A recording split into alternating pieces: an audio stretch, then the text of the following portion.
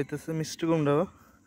Viewers, মিষ্টি কুমড়াগুলো দেখতে অনেক সুন্দর, কিন্তু এই প্রথমে আমি লাগাইছি, দেখি আল্লাহ কি অবস্থা রাখছে। আর এই হচ্ছে কালা বেগুন গাছগুলো হইতেছে, অনেকগুলো চারা লাগাইছিলাম কিন্তু অনেকগুলো মরে গেছে।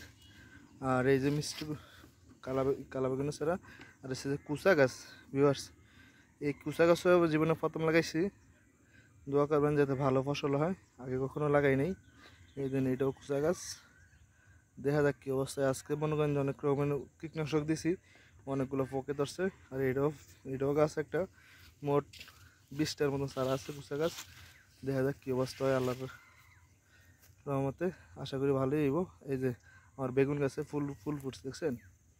এই যে ফুল ফুটছে, অনেকগুলোতে করাই যাচ্ছে। আর কুচা গাছগুলোতে করাই যাচ্ছে, দেখছেন? কুচা গাছগুলোতে করাই যাচ্ছে।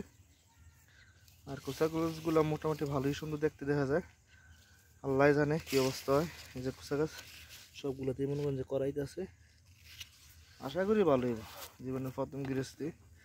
আর মনে করেন যে আপনারাও সবাই দোয়া করবেন যাতে আমি সাকসেস হইতে পারি, এইটাই। আর এই যে ভুট্টা ক্ষেত পুরোটা,